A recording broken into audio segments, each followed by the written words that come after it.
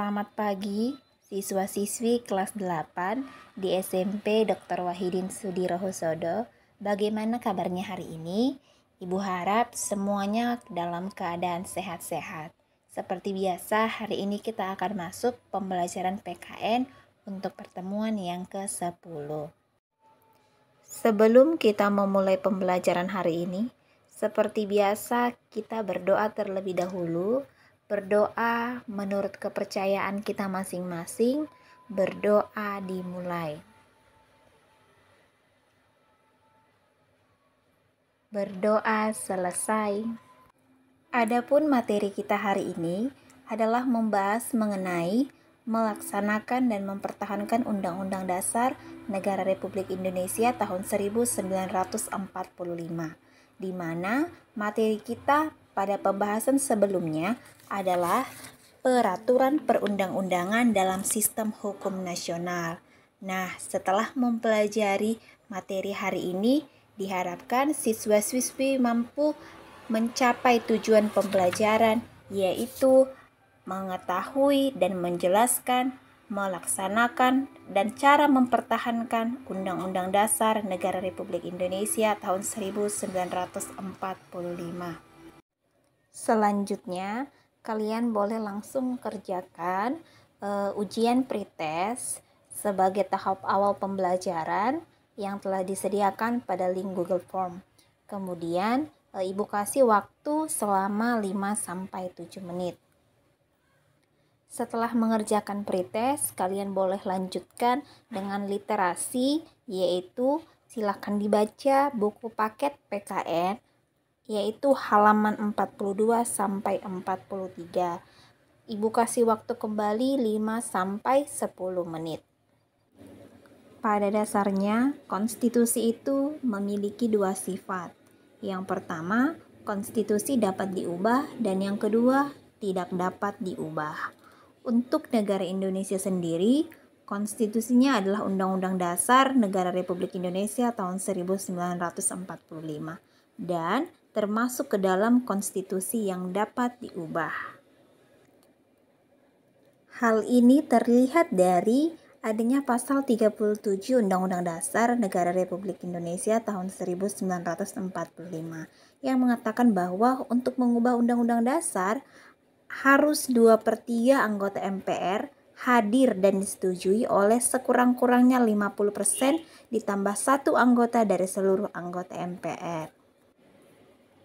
Sejak tahun 1999, MPR telah mengadakan perubahan atau amandemen terhadap Undang-Undang Dasar sebanyak 4 kali. Dalam melakukan perubahan Undang-Undang Dasar, di Indonesia ada kesepakatan yang harus diperhatikan. Kesepakatan itu terdiri atas 5 butir, di mana yang pertama adalah tidak mengubah pembukaan Undang-Undang Dasar Negara Republik Indonesia tahun 1945. 2. Tetap mempertahankan Negara Kesatuan Republik Indonesia. Yang ketiga, mempertegas sistem pemerintahan presidensial. 4. Penjelasan Undang-Undang Dasar Negara Republik Indonesia tahun 1945 yang memuat hal-hal normatif akan dimasukkan ke dalam pasal-pasal atau ke dalam batang tubuh. Kelima, melakukan perubahan harus dengan cara adendum. Majelis Permusyawaratan Rakyat atau MPR adalah lembaga yang berhak untuk mengubah Undang-Undang Dasar dan telah menyepakati bahwa tidak mengubah pembukaan dari Undang-Undang Dasar Negara Republik Indonesia tahun 1945. Kesepakatan tersebut tertuang pada Ketetapan MPR nomor 9 tahun 1999. Adapun alasannya bahwa pembukaan Undang-Undang Dasar memuat cita-cita bersama, memuat tujuan-tujuan yang biasa disebut dengan falsafah kenegaraan, yang kemudian menjadi kesepakatan pertama bangsa Indonesia dalam membangun wadah Negara Kesatuan Republik Indonesia.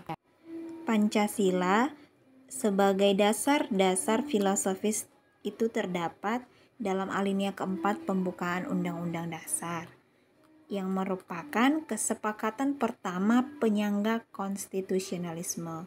Nah, dengan tidak diubahnya pembukaan Undang-Undang Dasar, maka Pancasila sebagai dasar filosofis negara Indonesia juga tidak berubah.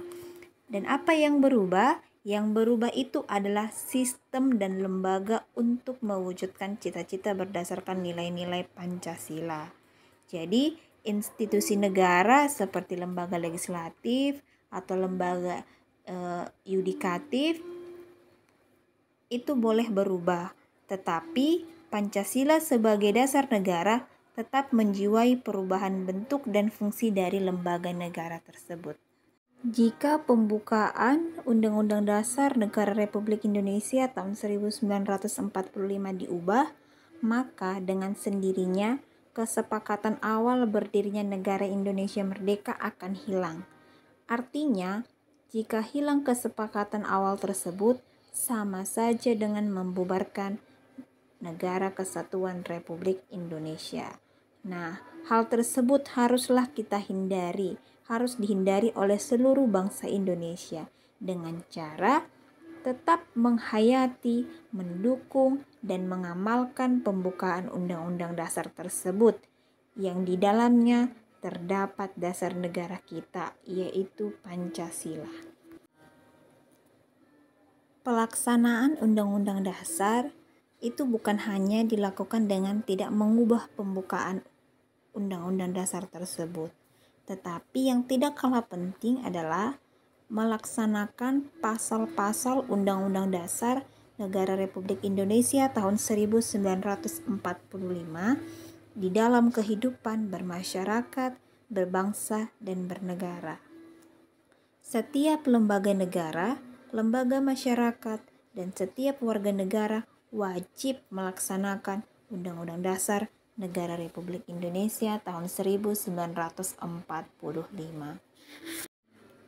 Adapun kesimpulan pembelajaran hari ini adalah Undang-Undang Dasar Negara Republik Indonesia tahun 1945 memiliki sifat yaitu dapat diubah.